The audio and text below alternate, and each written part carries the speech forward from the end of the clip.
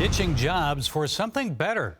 649,000 American retail workers quit their jobs in April. The U.S. Labor Department says that's the biggest one-month job exodus since tracking began 20 years ago. And twice as many retail jobs, 1 million, are available now than 1 year ago at the height of the COVID pandemic. Overall, 3% of workers left their jobs in April. So what's going on?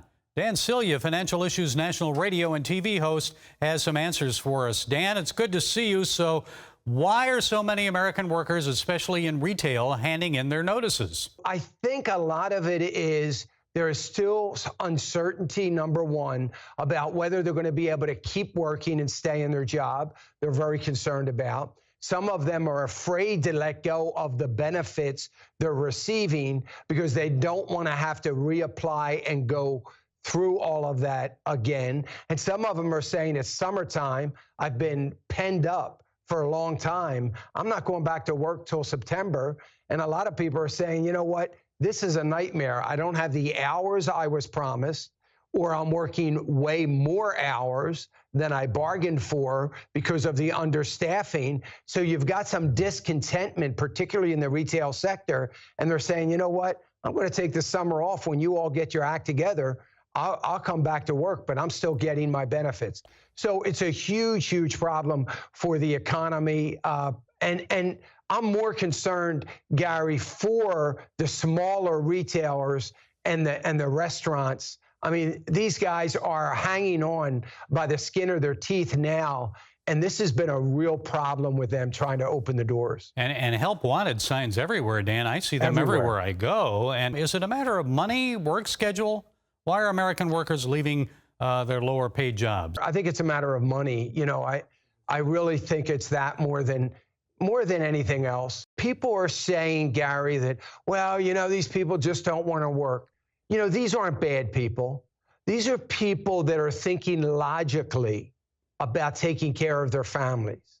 So listen, I'm making, let's say they're making $30,000 a year.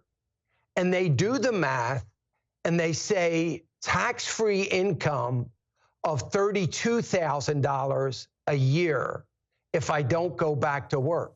I have a family to think about.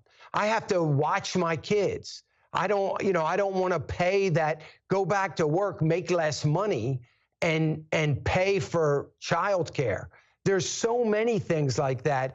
And until the government comes out, the federal government now is incentivizing, wants to incentivize people with signing bonuses to go back to work. Okay, that's fine. What happens when that's over, when that's spent? Now they're still making less money than they were making with the federal subsidy on unemployment. It doesn't make mathematical sense for them to all rush back to work. Economists warned that raising the minimum wage would help fuel inflation, and the PPI for finished goods is expected to jump to 6% this year. Overall inflation rate about a little over 3%. Is the jump simply as a result of coming out of this pandemic, or is something else at play here? No, this isn't transitory. I know the Federal Reserve wants to think the inflation is transitory. It really isn't. It's here permanently. And a good example of that is what we were just talking about. I was talking to a guy that has 6 restaurants. He's got to close 2 of them because his cooks, who are making about $22 an hour on average, are saying, I'm not coming back unless I get 35. So he's made a decision to close 2, keep the other 4 open, and use that additional money to pay his cooks so he can try to survive and grow again. That's inflation. You're not going to go back to the cooks and say, hey, by the way, you're going back to 22 now, everything is fine. It doesn't work like that. And the wage inflation is here to stay. It's not going to go away. And they have to understand, we have to understand that. We have these high fuel prices. All of the goods that you and I buy, Gary, at the grocery store, most of them get there by truck. The trucking companies are running into huge wage inflation, and they're paying a lot more for diesel fuel, and they've got to cut back on their routes, and they're really in a bind. And the shortage of those workers, those truck drivers, I'm sure that means they'll have to pay more to attract more of them, and then they pass that on to the consumers. Okay, Dan, we're out of time. I'm sorry.